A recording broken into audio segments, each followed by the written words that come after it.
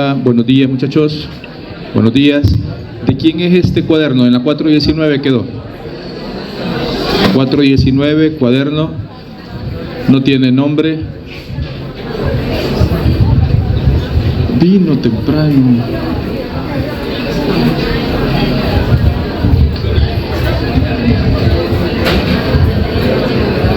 Segundo servicio social. Dice el doctor Ortega, por favor presten atención, que ahí está, pero puede hablar poco, así es que ahora voy a dar la clase también yo. Tocaba ibus, pero voy con sífilis. No, si está enfermo, ¿qué vamos a hacer? No puedo hacer mucho. Pero dice de que como la clase de subcutáneas no se terminó, él parece que va a trabajar con ustedes el viernes, pero igual si no alcanzase el tiempo el viernes, que les va a subir a partir de ahora el link de la clase. Eso sí, que para poder acceder a ella tiene que ser a través del correo institucional. No, eso sí no sé, pero habría que hablarlo con él. Bueno, vamos a la clase de sífilis que para bien mío se dio este día, porque si no me hubiese tocado correr en una hora con todo lo que tengo. Así que préstenme atención. De nuevo, buenos días.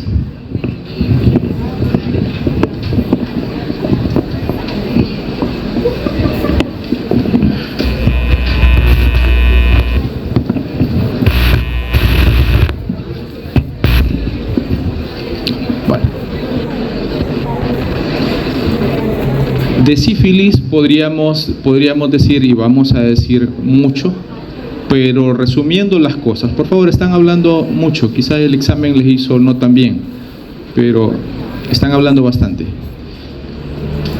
Les decía que algunas de las cosas que se pueden hablar de sífilis, como para poder introducirnos, es que es una enfermedad causada por espiroquetas del género Treponema y la especie Pallidum, que normalmente cursa como una infección crónica, es decir, la infección puede ser desde meses hasta años,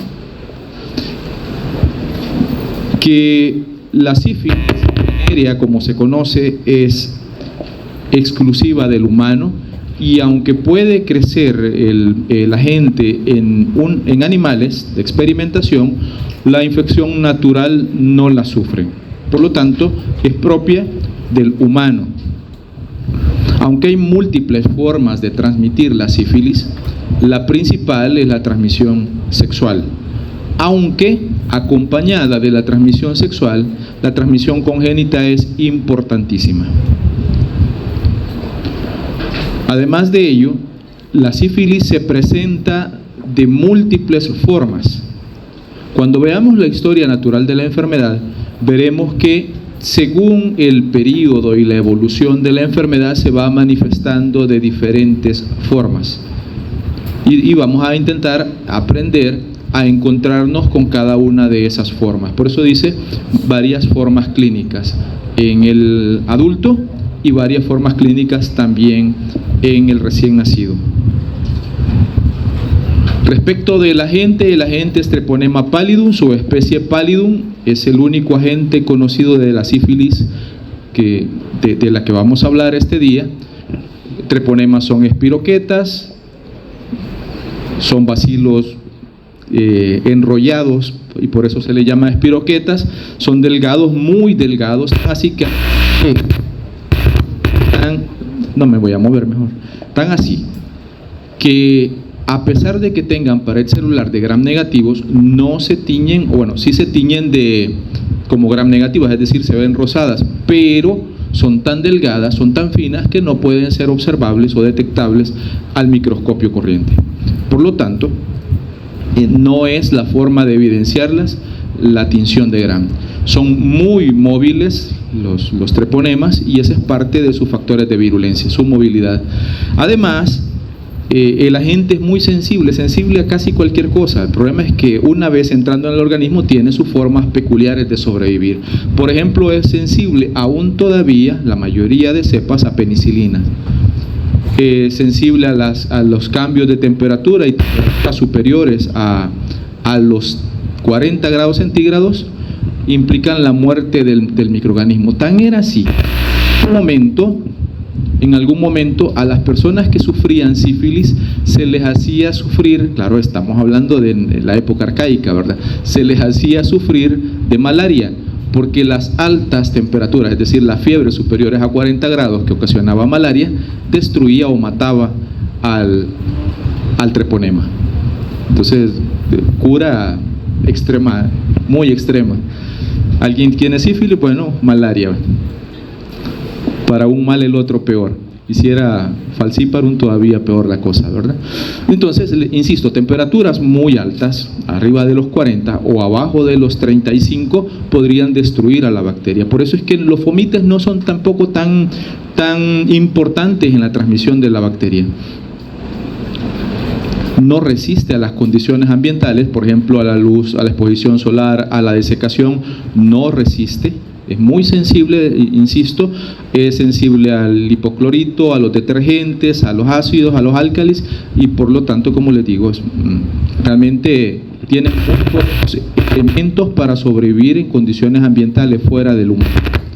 Además de eso, no ha sido, bueno, sí se puede cultivar algunas cepas in vitro, pero solo algunos pocos pases, y luego la mayoría de cepas no son cultivables, y aquellas que son solo muy pocos pases y luego muere el microorganismo. Por eso dice, no se cultivan in vitro.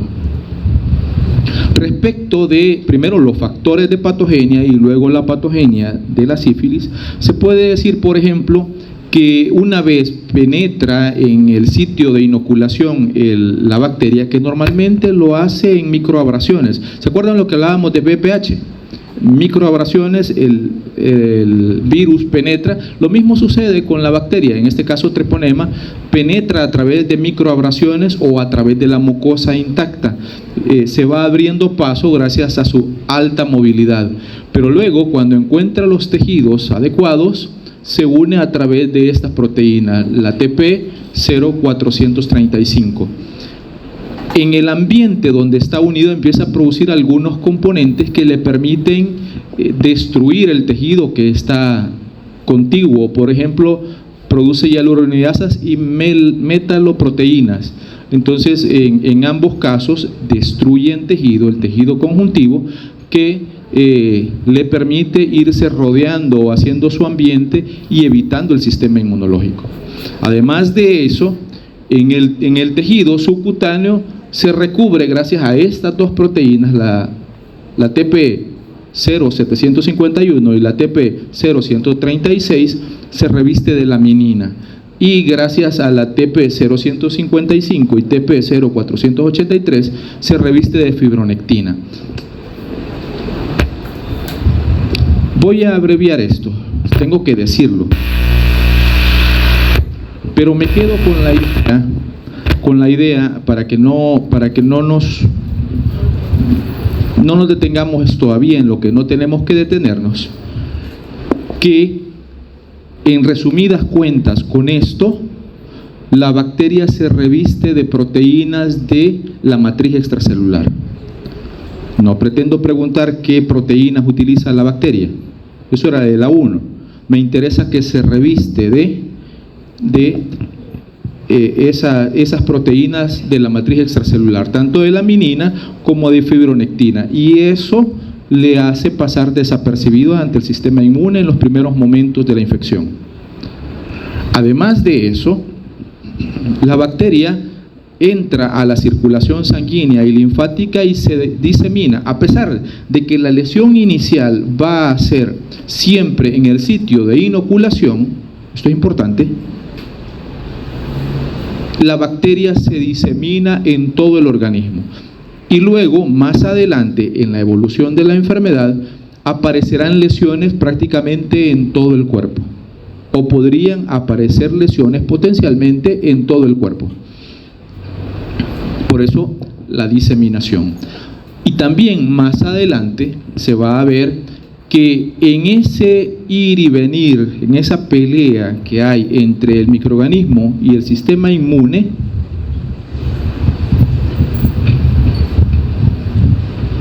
llegando. Y también que lo hiciste en la discusión.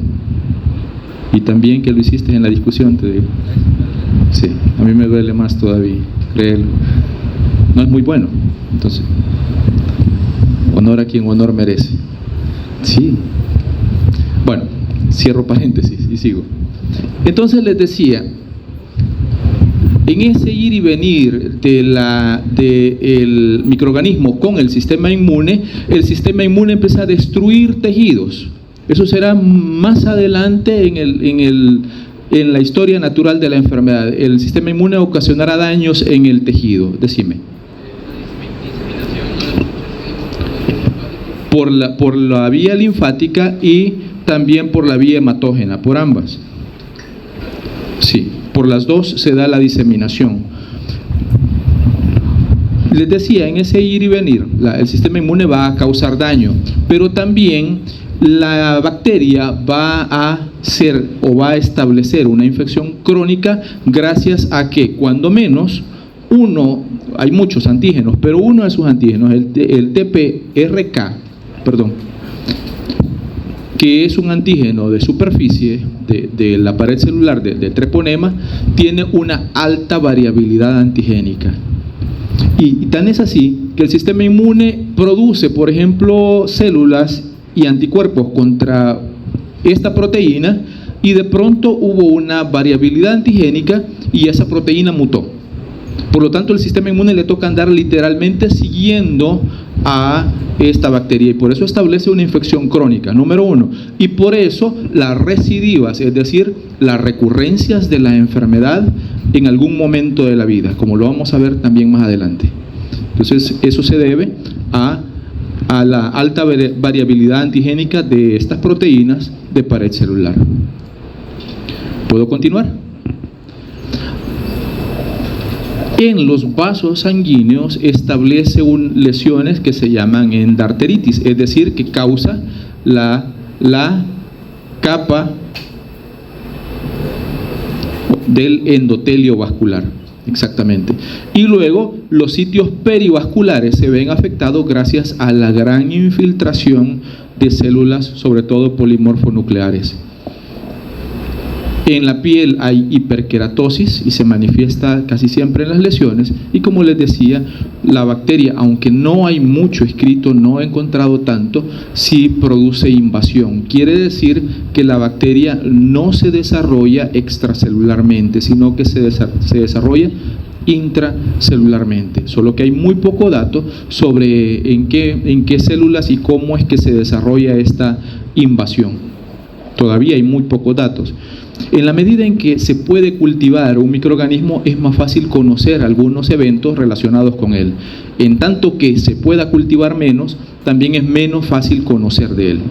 Por eso es que aquellos que no han sido cultivados es de los que quizás menos se conoce o se va conociendo poco a poco. Respecto de la sífilis, existen dos sífilis.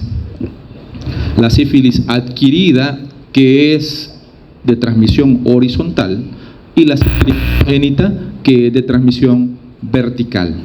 La sífilis adquirida en la historia natural de la enfermedad podría cursar con 3 fases o etapas, conocidas como sífilis primaria, sífilis secundaria y sífilis terciaria. ¿Me estoy dando a entender?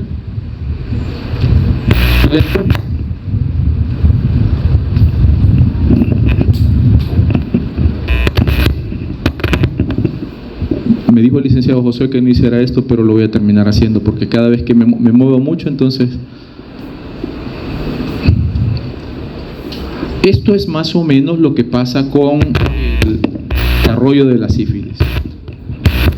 Esta es la evolución natural de la enfermedad. Se da la infección y esto es el umbral en donde hasta acá hay un periodo de incubación y aquí aparecen las manifestaciones. Entonces, la primera manifestación o el primer grupo de manifestaciones se llamará sífilis primaria. Luego podría, porque puede ser un evento que se dé a continuación uno tras el otro, pero podría haber un espacio de aparente cura en donde no hay manifestaciones y luego vuelve a aparecer las siguientes manifestaciones que concuerdan con lo que se conoce con el nombre de sífilis secundaria. Luego puede haber un periodo muy largo. Esto quiere decir esto. Más bien, antes de esto, durante un periodo que más o menos dura 4 o 5 años, pueden haber segundos eventos. Segundos eventos quiere decir más de uno. Segundos eventos de sífilis secundaria. Quiere decir, en este momento se dan lo que hablábamos hace unos minutos, las recurrencias. Es decir, episodios cada vez menos frecuentes y cada vez menos intensos de sífilis secundaria. Hasta que el sistema inmune es capaz de controlar a la bacteria y ya no aparecen estos eventos. Y cursa o puede cursar por años, inclusive alrededor de hasta 20 o 30 años, sin manifestaciones, y luego aparecer las últimas manifestaciones que serían las de la sífilis terciaria, que ya no se deben a la infección por la bacteria, sino se deben a la respuesta inmune y el daño que ha ocasionado el sistema inmune en alguna parte del organismo. Eso es la sífilis terciaria.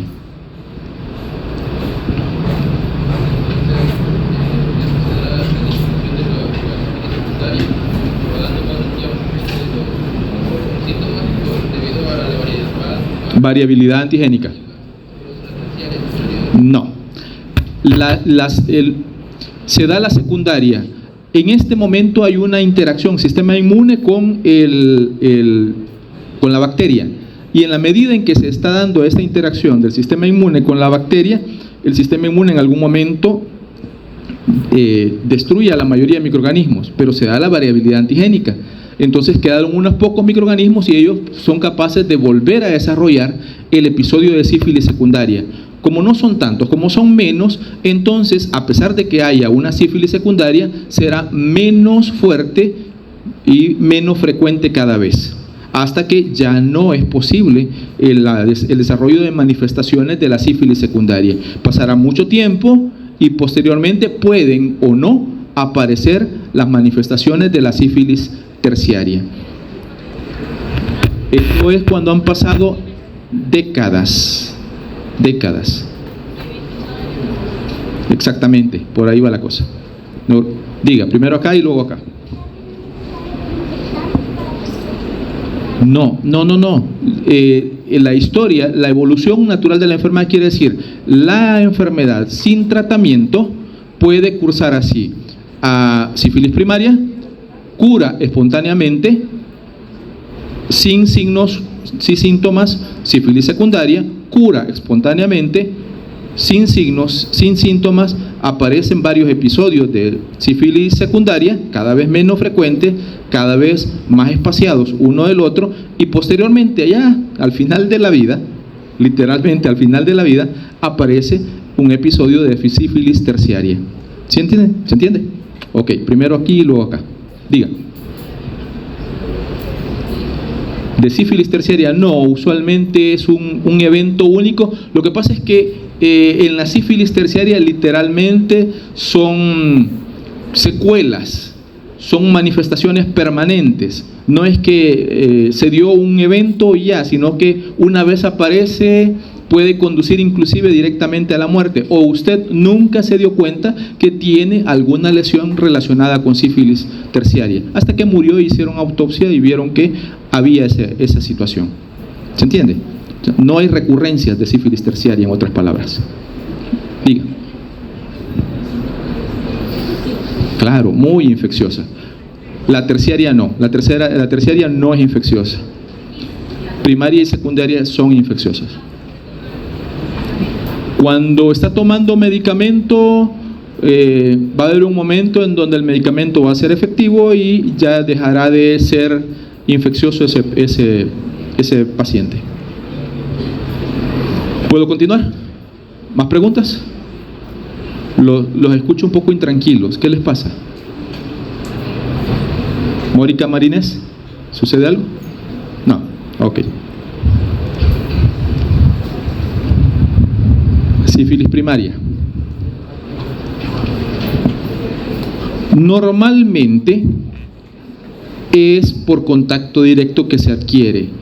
En el lugar donde entraron las espiroquetas de Treponema pallidum, en ese lugar, por eso dice el sitio de inoculación, aparecerá una lesión.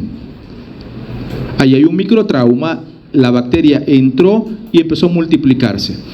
No solo se multiplicó, sino que se va a diseminar también, pero lo primero que va a hacer es multiplicarse. Entonces, en un lapso, en un periodo de incubación que puede ser tan corto como 3 días o tan largo como 90 días, pero por promedio 21 días, aparecerá primero una pápula en el sitio de inoculación.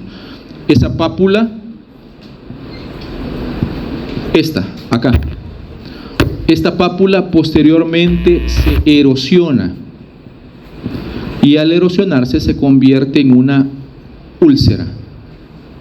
Esta úlcera tiene varias características. La primera es de borde levantado, de base limpia, quiere decir que el fondo de la úlcera no tiene pus, o normalmente no tiene pus, porque a menos que haya una sobreinfección bacteriana, es decir, que otra bacteria esté allí y se desarrolle ahí, entonces puede haber pus. De lo contrario no hay pus, sino que un líquido ceroso nada más, pero que tiene muchas espiroquetas.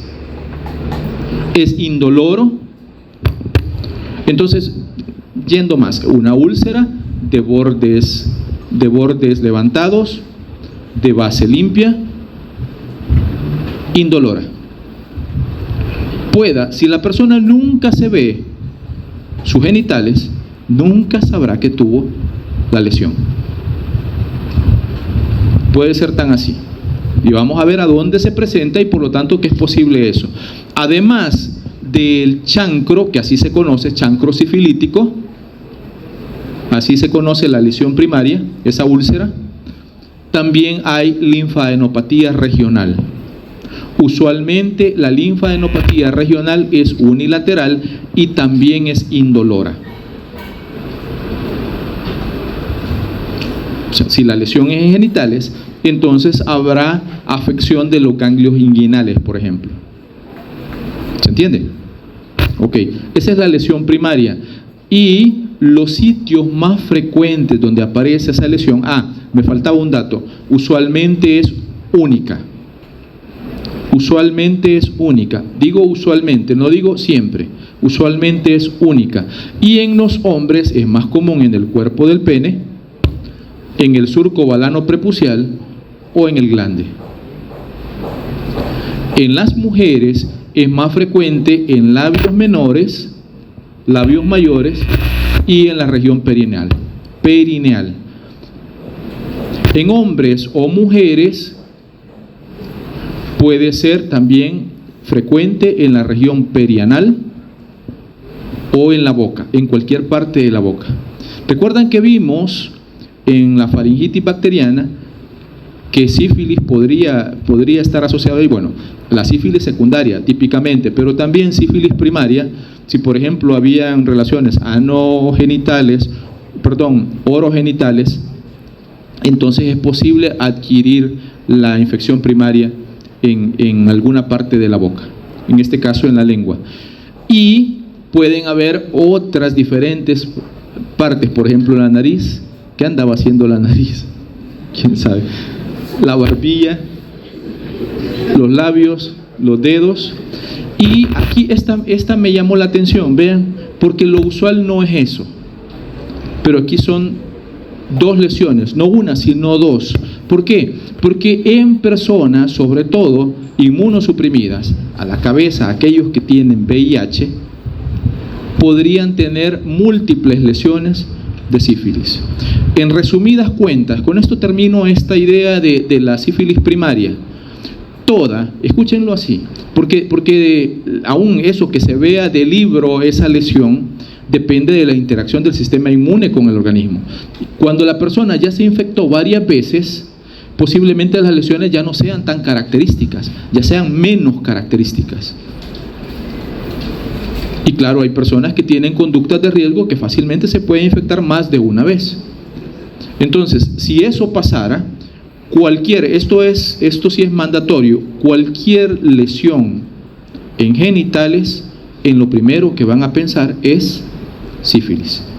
Cualquier lesión, si tiene o no la base limpia, si es única o es múltiple, cualquier lesión en genitales, primero pensar y descartar sífilis. ¿Se entiende? Y si primero se piensa y descarta sífilis, lo segundo que se hace es, si agarró una, agarró 100. ¿A qué me refiero con esto? Si tiene una ITS, busque todas las demás. A la cabeza, infección por VIH. Si agarró una, agarró todas. O potencialmente las ha tomado todas. Así es que hay que buscarlas todas, no solo una. Quiere decir, hay que pensar en gonorrea, hay que pensar en VPH, hay que pensar en VIH, etcétera. ¿De acuerdo? Tricomonas, etcétera, etcétera. Diga ya.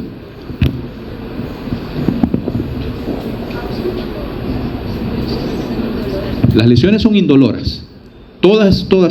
Me faltó, por ejemplo, en la mujer, una de la región típica es en el introito vaginal, es decir, adentro, en las paredes de la vagina, paredes internas de la vagina, igual que en el cérvix. Y en las paredes internas y en el cérvix no se ve, no se siente, no existe. ¿Sí? Entonces fácilmente se pueden contagiar. Ok. Esta lesión, cualquiera de las que hemos hablado, usualmente está activa entre 3 y 6 semanas y luego espontáneamente cura.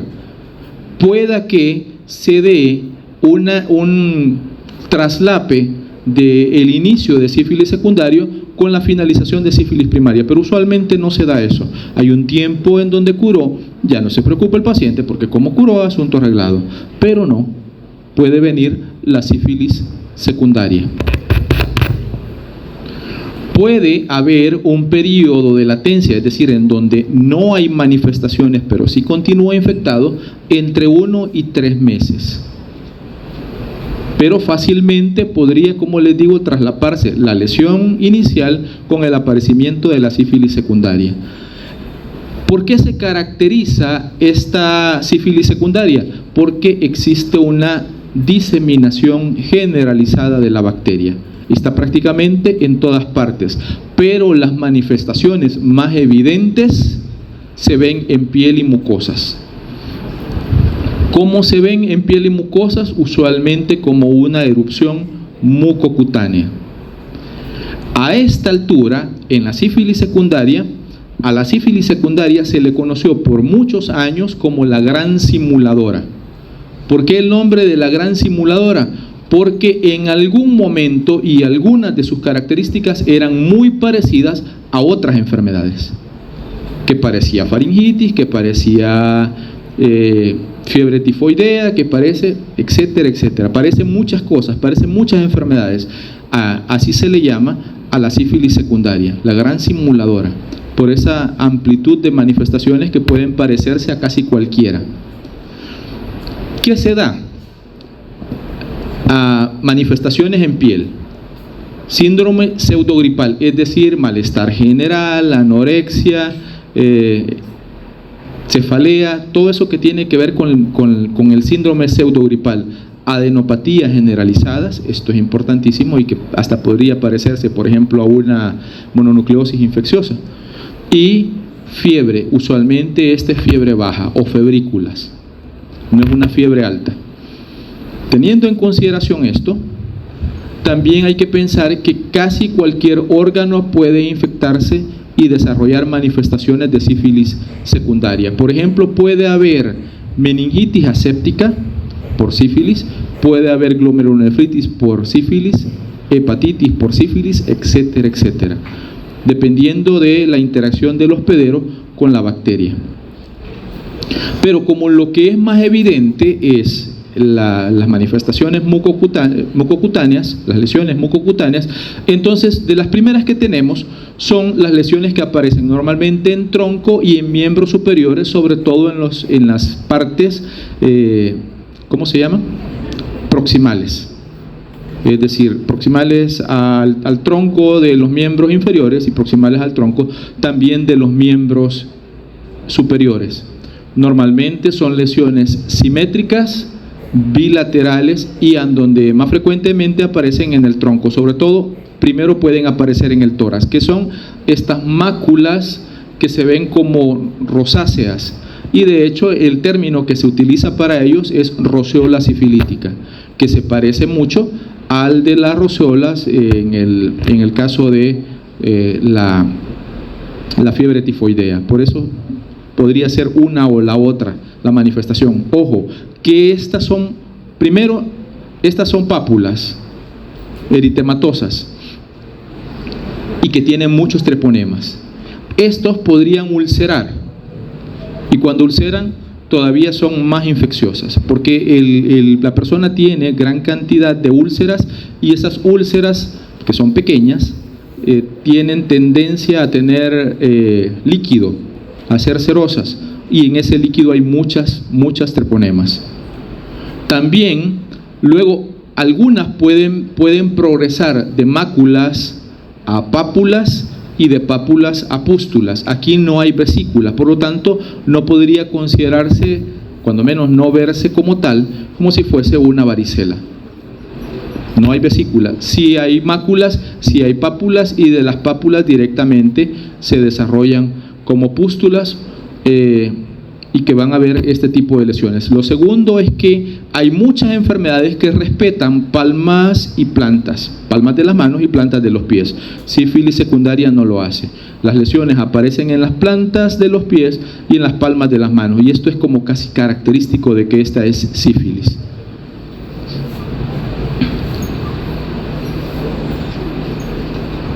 Puede haber alopecias, y estas alopecias son temporales mientras está el proceso de infección, y se conocen con el nombre de sifilidis foliculares.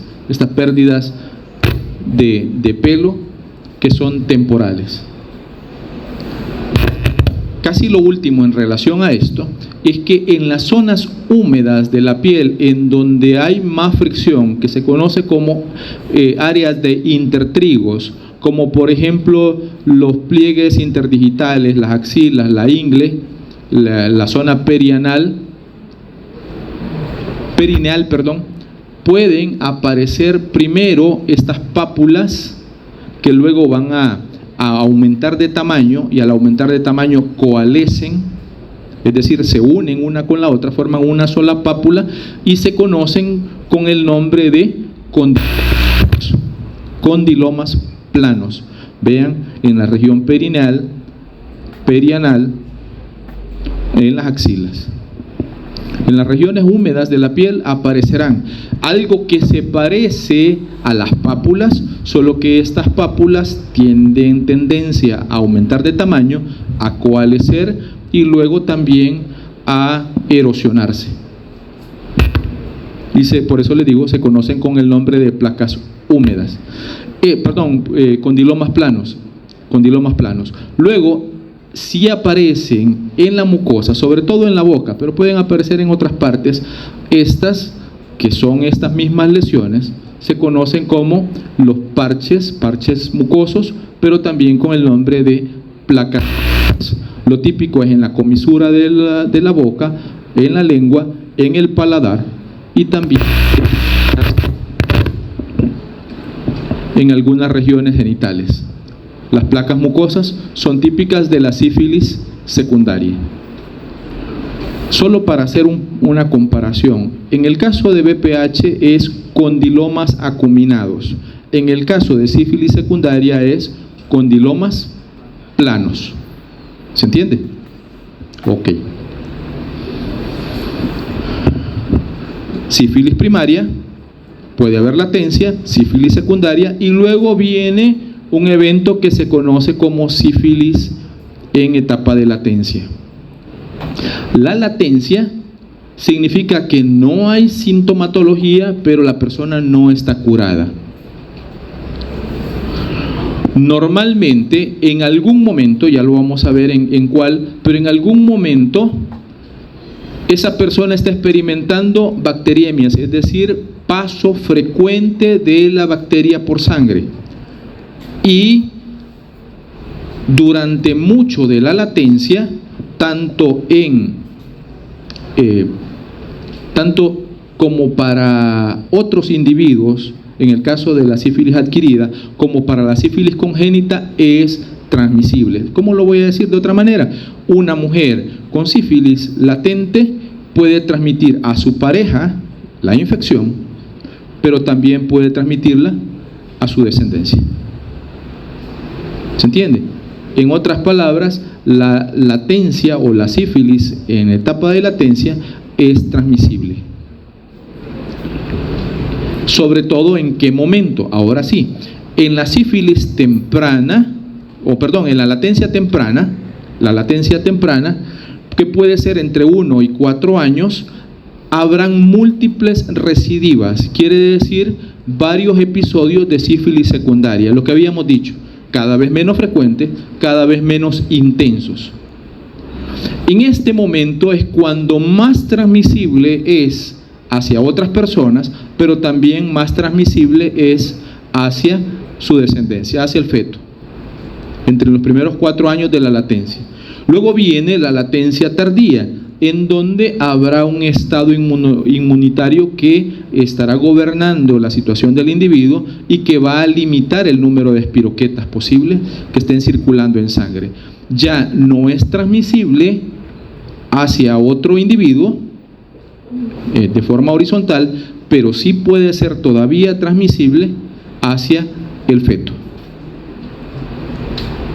¿Se entiende? Decime. Sí es posible. Sí lo es posible. Sí es posible. Vamos a ver los exámenes con los que puede detectarse. Sí es posible. De hecho, me adelanto ya. En toda embarazada es mandatorio hacer prueba para sífilis. 1. Y 2, en todo paciente que va a donar sangre o va a donar un órgano, también es mandatorio hacer examen para diagnóstico de sífilis. ¿Por qué? Porque pueda que la persona esté en latencia, que sea contagioso, pero que no haya manifestaciones. ¿Puedo pasar? Vámonos a la terciaria entonces. Aquí dice normalmente, después de una latencia de entre 3 y 10 años, es decir, pasaron muchos años en donde ya no hay manifestaciones, de entre 3 y 10 años, pero también podría, alguna literatura dice, hasta 40 años. Pueden no aparecer manifestaciones y de pronto pueden sí aparecer las manifestaciones de la sífilis terciaria, que pueden agruparse en 2 grandes componentes, las benignas y las malignas. Las benignas se conocen con el nombre de gomas. Gomas. Y no es porque alguien tomó mucho, ¿verdad? Sino porque se forman granulomas, se forman reacciones inmunes en donde contienen o en donde están delimitando al microorganismo o delimitaron al microorganismo, y luego quedaron esos espacios, esas formaciones de tejidos, esas neoformaciones de tejidos, conocidas como gomas. Lo normal es que aparezcan en piel y en huesos. Es benigna porque pues en piel, aparte de verse no bien, pues prácticamente no ocasionan mayor problema. En los huesos pueden sí ocasionar problemas. ¿Por qué? Porque pueden ocasionar esas lesiones como ensacabocado en los huesos. Y si es en huesos largos, como tibia, por ejemplo, peroné, podrían inducir o facilitar las fracturas. ¿Por qué? Porque está en un hueso largo, se debilita el hueso, se quiebra fácilmente. Pero también hay comas que no son consideradas benignas, sobre todo las comas que crecen o que se desarrollan en los huesos del cráneo. ¿Por qué? Porque pueden comprometer otros tejidos. En cambio, la sífilis maligna se divide en dos grandes grupos. Uno, neurosífilis, y dos, cardiovascular. La neurosífilis puede ser tan sencilla, entre comillas, como una meningitis causada por la bacteria, que no compromete el tejido cerebral, o el parénquima del sistema nervioso central, más bien dicho, pero hay otra que sí compromete el parénquima del sistema nervioso central y se divide en dos. Cuando se afectan los cordones posteriores y las raíces dorsales, se conoce con el nombre de TAVE dorsal. El TAVE dorsal ocasiona una serie de manifestaciones que son típicas en adultos ya muy mayores, como por ejemplo la ataxia cerebelosa, es decir, una forma de caminar casi como pingüino. Ataxia cerebelosa. O sea, no hay tan buena coordinación en la forma de caminar o la forma de moverse. Pero también trae como consecuencia, por ejemplo, disfunción eréctil, por ejemplo, dificultades para el vaciado vesical o la defecación, es decir, hay incontinencia. No quiere decir que todas las personas que tengan incontinencia urinaria es que tengan neurosífilis. Sí, pero hay que pensar, un adulto mayor, normalmente hombre, habría que explorar todo lo que sucede con él y pueda que la incontinencia urinaria esté relacionada a TAVE dorsal, más si se van acumulando manifestaciones que tienen que ver con ello. Eso por un lado, que sería lo menos peor. Y en el otro caso, la parálisis general, que se conoce con el término de paresis o paresia. Y paresis o paresia, para los que me recuerdan del ciclo pasado, es un acrónimo que tiene varias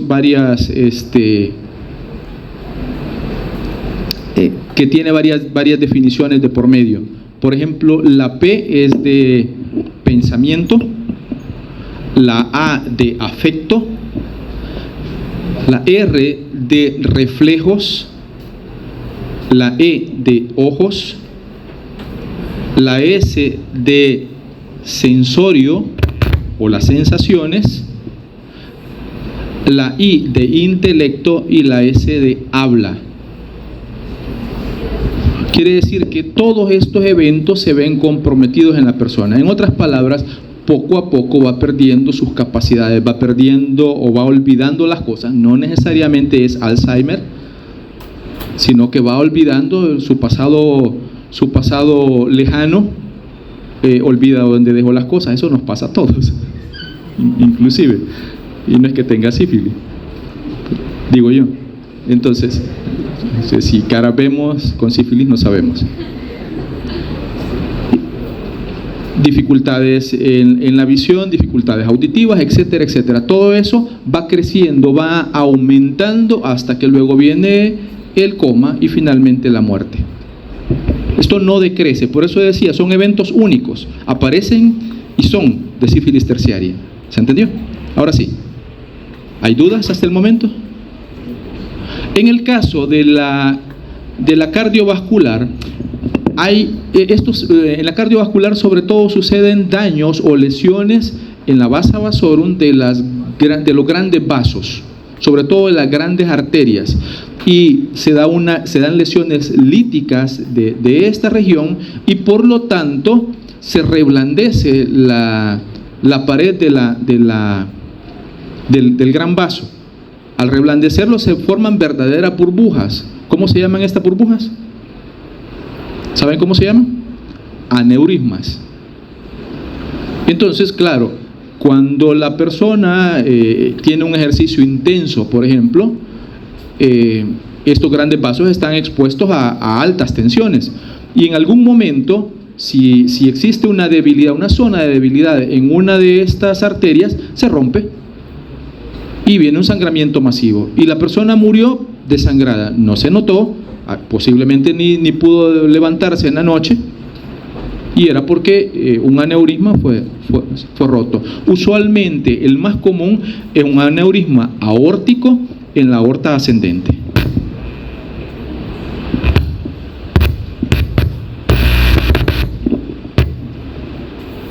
¿Sí? Y entonces, ¿cuál fue la causa de muerte? Un aneurisma. Hasta que pues, hay personas que se mueren de otra cosa y después, con autopsia de por medio, se dan cuenta que tenía otro aneurisma.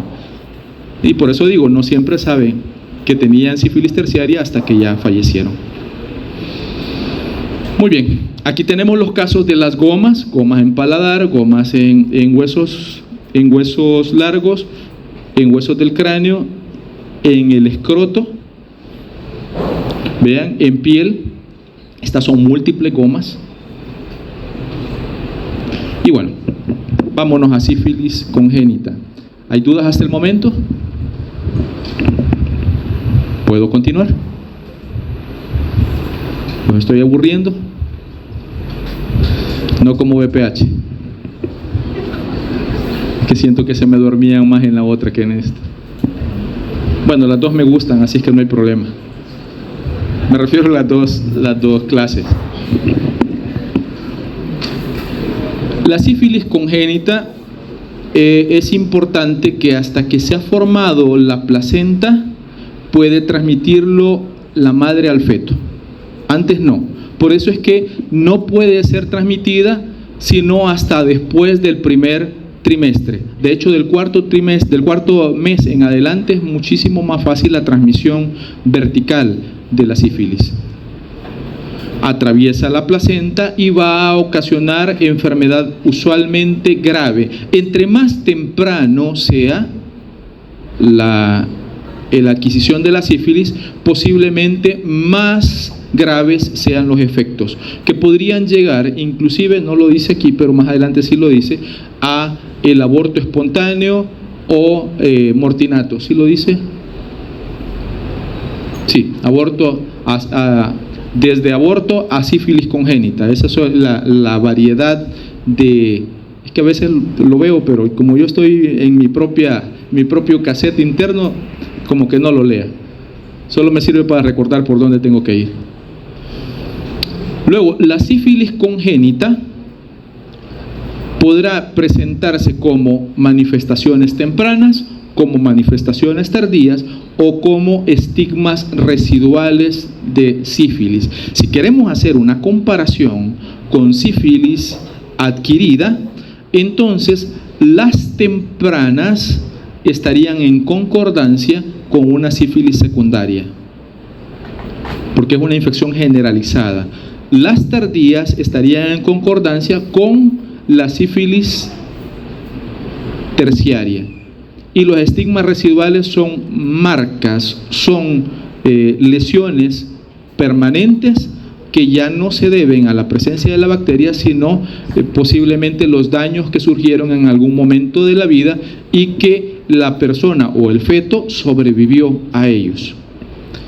Vamos a ver, esto es sífilis temprana. Normalmente puede aparecer desde el momento del nacimiento, pero lo más típico es que aparezca después de algunas semanas después de haber nacido. Puede aparecer desde el primer momento.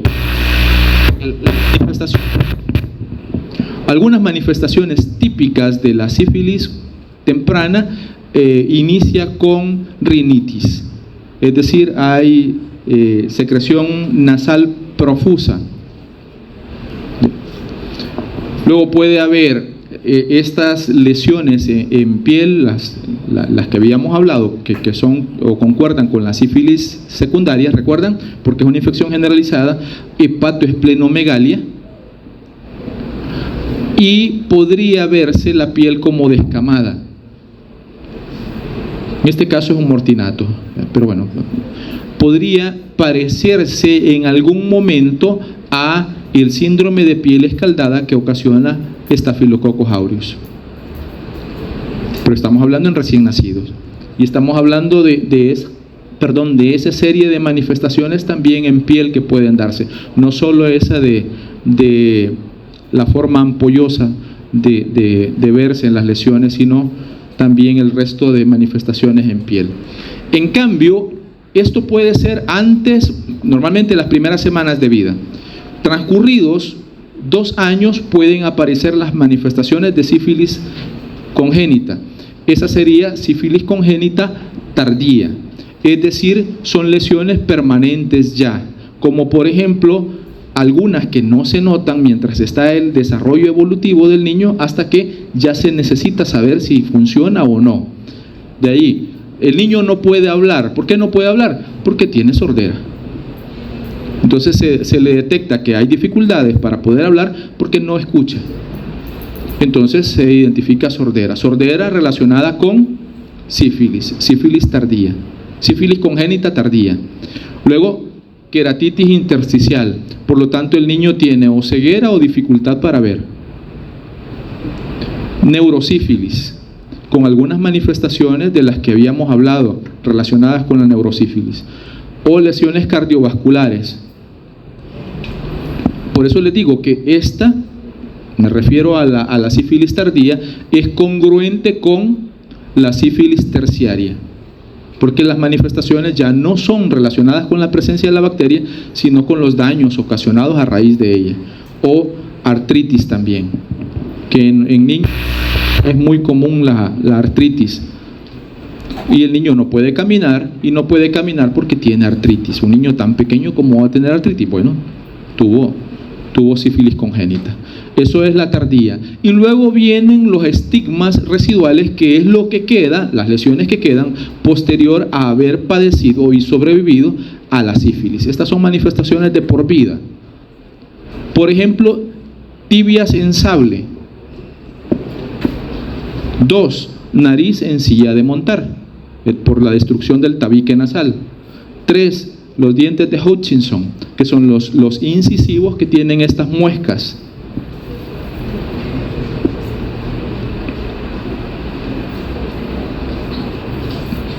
Frontales prominentes, malformación en los huesos maxilares, sobre todo los superiores. Esto da la apariencia de Mac Tonight, ¿verdad? ¿Recuerdan eso? Cara de luna, es decir, con el frontal prominente, el maxilar prominente, y no es porque la mandíbula o el maxilar inferior sea prominente en sí, sino porque el maxilar superior no se formó adecuadamente. Y vean, también hay compromiso de el tabique nasal, por lo tanto hay nariz en silla de montar en estas personas. Bien, ¿hay dudas sobre sífilis? Porque terminamos aquí la parte relacionada a eso y vamos con el diagnóstico, epidemiología, prevención y control. ¿Diagnóstico? ¿Puedo pasar? Sí. ¿Cómo la diagnosticamos la sífilis? Podría hacerse a través de la búsqueda, bueno, no se hace cultivo. Entonces, ¿cómo hacer? Bueno, ver a la bacteria in situ, a donde esté. Pero no se puede hacer un frotis y colorearlo por gram porque no permite hacer diagnóstico el grosor de la bacteria. Por lo tanto, ¿qué hay que hacer? Bueno, hay otras alternativas. Estudios microscópicos. El más conocido es el campo oscuro, en donde se ven las bacterias o las espiroquetas moviéndose. Si hay una lesión, por ejemplo en el glande o en la región cualquiera que sea genital femenina, es posible hacer diagnóstico viendo en el campo oscuro a las espiroquetas, es decir, tomar la muestra de la lesión, que en este caso sería del fondo de la lesión, de esa secreción, secreción que está ahí, que es serosa, y ponerla al microscopio y ver en campo oscuro, y se ven las espiroquetas moviéndose. Eso es diagnóstico de sífilis. Sífilis en el caso genital femenina y masculina, pero no es aplicable cuando las lesiones son en boca o son en ano. ¿Por qué? Porque en boca y en ano hay otras espiroquetas que no son treponema pallidum y que podrían dar lugar a falsos positivos. Además, se necesita 2 cosas. 1, que se tome inmediatamente la muestra e inmediatamente se procese por alguien experto para poder identificar a a la bacteria. Lo otro, puede utilizarse coloraciones fluorescentes, como por ejemplo inmunofluorescencia, en donde se tiñe la bacteria. Se utilizan anticuerpos específicos y por lo tanto puede ser posible encontrarlo. El punto es que en algunas lesiones no es tan fácil encontrar las espiroquetas. También puede hacerse coloraciones argénticas. ¿Argénticas para qué? Pero esto no es tan fácil de usar y lo normal es que sean investigación. ¿Por qué las argénticas? Porque lo que se hace es aplicar un baño de plata sobre el microorganismo, eso le da cuerpo, el grosor de la bacteria y es más fácil poder demostrar que allí está. Por eso se ven así. Esto oscuro son coloraciones argénticas. En cualquiera de los casos no son tan funcionales para poder hacer diagnóstico. Los métodos estos directos casi no son útiles para hacer diagnóstico de sífilis. Aquí falta un método directo, el uso de PCR, y cada vez más es posible incorporar la PCR para poder hacer diagnóstico. ¿Por qué? Porque es más sensible, porque es más específico, pero en algunos de los casos puede inclusive con la PCR pasar desapercibido un caso. Puede ser un caso sífilis que no sea tan evidente o que ya no tenga lesión primaria y tampoco pueda ser tan demostrable la presencia de la bacteria. Entonces, lo que más se utiliza son pruebas no treponémicas, así se conocen, pruebas no treponémicas, pruebas indirectas, olviden lo que dije, pruebas indirectas, es decir, pruebas en busca de anticuerpos contra el treponema pallidum. Las pruebas serológicas o indirectas, en donde se busca anticuerpos contra treponema pallidum, allí sí, se dividen en dos grupos. Las que buscan anticuerpos que se forman inespecíficamente contra treponema, que son conocidas como no treponémicas, y las que se forman anticuerpos específicos contra treponema, que se conocen con el nombre de treponémicas. Las dos más conocidas no treponémicas son RPR y VDRL. RPR, prueba rápida, el prueba no aplica, prueba de reagina plasmática rápida. Eso significa RPR. Quítenle el prueba, reagina plasmática rápida. Eso significa RPR. En cambio, VDRL viene del inglés, que se relaciona a el Laboratorio de Investigación de Enfermedades Venéreas, Venereal Disease Research Laboratory, algo así. ¿Se entiende? O sea, tomó el nombre, la prueba, del laboratorio en donde lo desarrollaron. En ambos casos son pruebas no treponémicas, es decir, buscan anticuerpos no específicos contra treponema pallidum. En cambio, las pruebas treponémicas sí buscan anticuerpos específicos contra treponema. Y aquí tenemos, por ejemplo, la hemaglutinación, eso quiere decir la H, hemaglutinación contra treponema pallidum, la FTABS, que es la inmunofluorescencia contra treponema pallidum, que puede ser contra IgG o IgM, ELISA contra treponema pallidum, que puede ser IgG principalmente, pero también puede haber IgM, ELISAs, y Western blot. Cualquiera de ellas son pruebas que pueden ayudar al diagnóstico de treponema pallidum en el caso de las treponémicas y no treponémicas. Esto no, esto sí.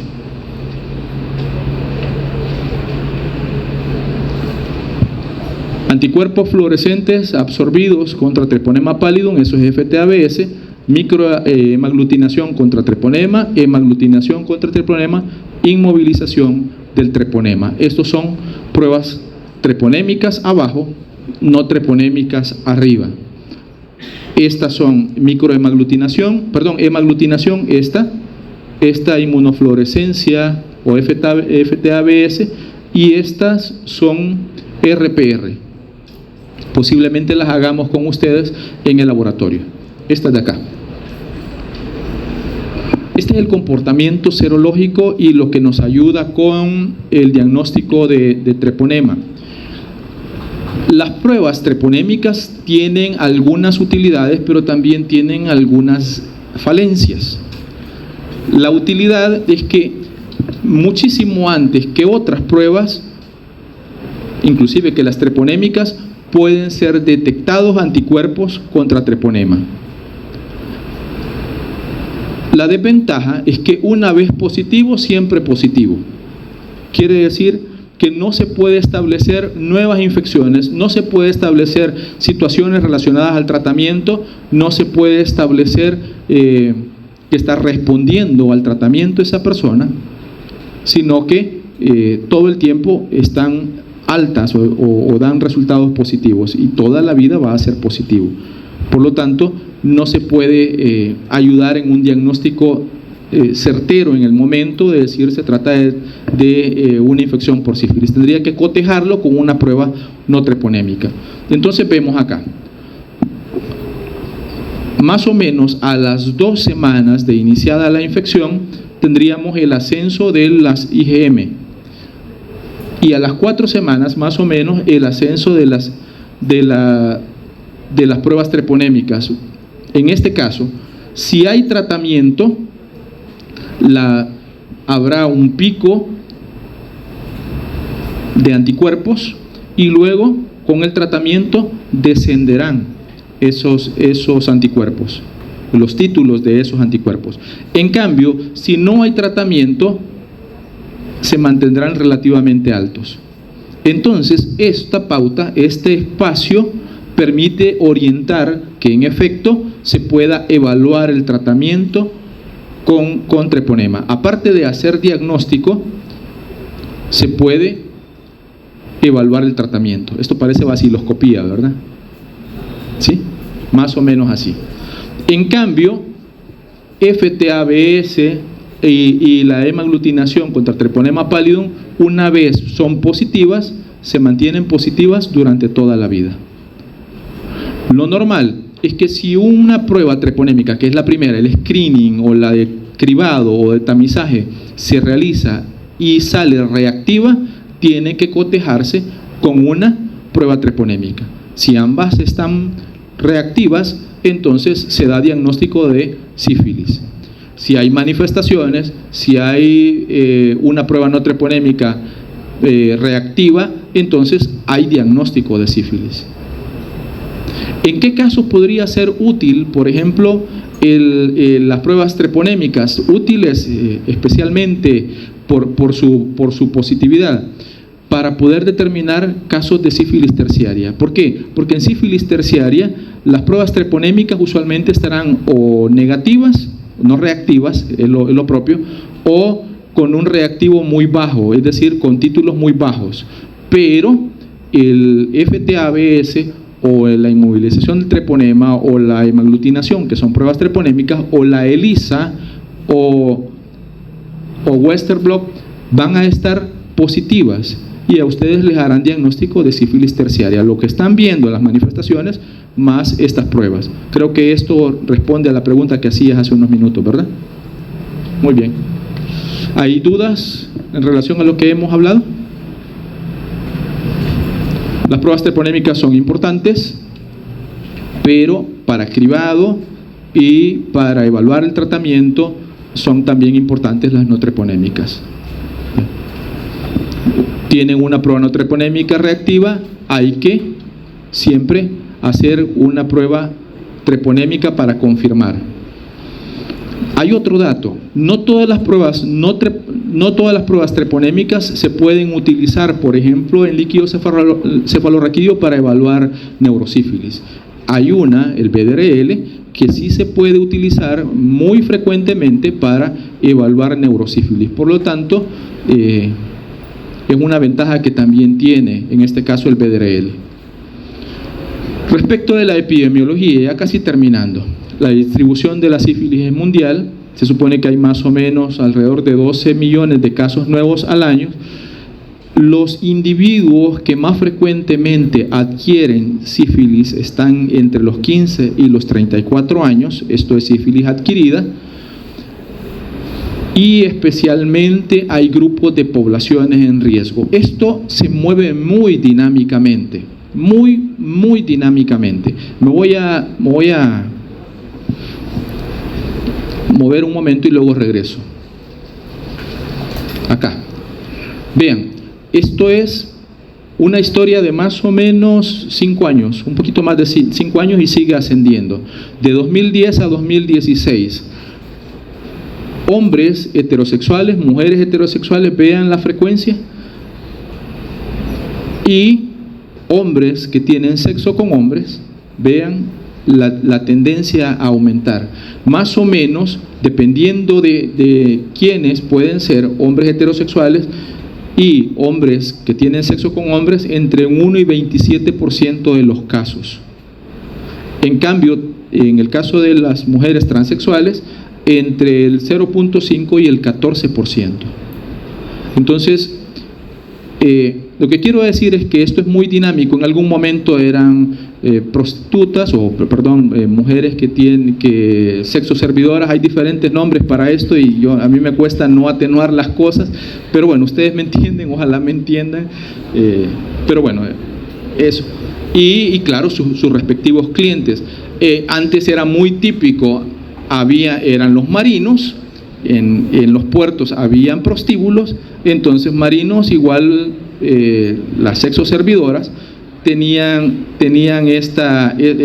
una población muy típica que se elevaba la frecuencia de todas las ITS. Ahora ha cambiado un poco esto. Hay conductas que generan algún tipo que no voy a entrar a la cuestión psicológica de nada que ver con esto, pero que generan que sean poblaciones diferentes las que en este momento de la vida estén o sean consideradas poblaciones en riesgo. Definitivamente que siempre o casi siempre se asocia con VIH. Hay estudios que dicen que se ha demostrado, se ha identificado pacientes con sífilis que después de cierto periodo, más o menos 2 años, terminaron adquiriendo VIH. Es decir, ese tipo de conductas usualmente son repetitivas, son constantes en los individuos y uno de ellos es la promiscuidad, definitivamente. Entonces ese tipo de conductas no se cambia, se mantiene, es estable, y como es estable, muy fácilmente se adquieren no una sino varias ITS. Los modos de transmisión, 2 fundamentalmente, pero hay más, 2 fundamentalmente. Primero, la transmisión sexual, y segundo, la transmisión congénita. Si quieren agregar un tercero, a través de sangre y hemoderivados, que cada vez es menos frecuente gracias a los estudios de los bancos de sangre. Importante es que no es altamente contagiosa. Alrededor del 30% de las personas que tienen contacto con sífilis adquieren sífilis. No los mando a probar, que quede claro. Pero el 30%, si comparamos, por ejemplo, con VPH y con VIH, posiblemente sea, o con hepatitis B, que es como la reina de todo, sífilis no es tan transmisible. Tiene que haber una lesión activa como para poder entrar en contacto con esa lesión. Digan.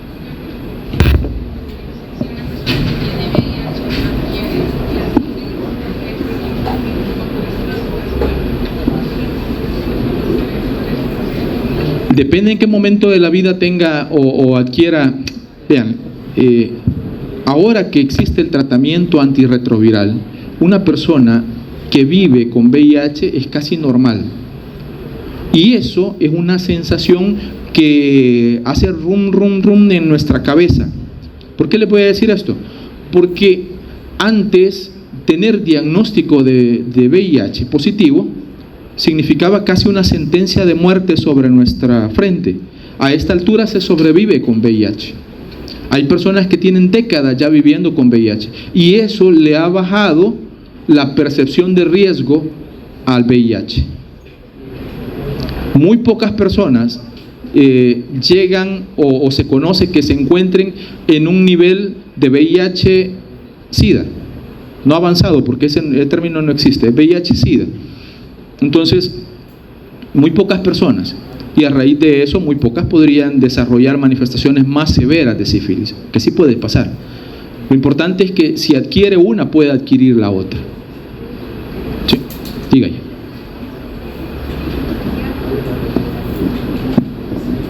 ¿Cómo? De altamente contagiosa, dije, por cada 100 que se exponen, 30 se enferman o 30 se infectan, es decir, tienen una contagiosidad del 30% más o menos. Estos son datos que vinieron creciendo en las Américas. Por ejemplo, al 2012, 870,000 casos, 2 millones ya existentes. En el 2015, 23,000 de transmisión materno-infantil. En el 2021, 30,000 de infección congénita, vean, ascendiendo. Y hasta 2022 se consideraba a nivel mundial, a nivel de las Américas, 4.6 millones de casos de sífilis. En América se considera que la sífilis, como todas las ITS, están en ascenso. Esto es por regiones, en donde es más frecuente. Y esto era algo que no les había dicho, sí lo dije, pero entre líneas, pero ahora es importante verlo. Cuando se adquiere la sífilis, 1/3 de los no tratados se va a curar, es decir, va a desarrollar sífilis primaria y ya no va a avanzar a más. 1/3 puede mantenerse en latencia, es decir, estar infectados, pero no desarrollar manifestaciones. Y 1/3 de los que se infectan pueden desarrollar sífilis terciaria. El 50% de las embarazadas transmiten la infección al feto, sobre todo si es después del 3er mes. Si hay infecciones congénitas no tratadas, el 40% hay muerte. Y si hay infecciones congénitas no tratadas, los que no mueran, 40% van a desarrollar los estigmas residuales. Prevención y control, esto es lo último ya.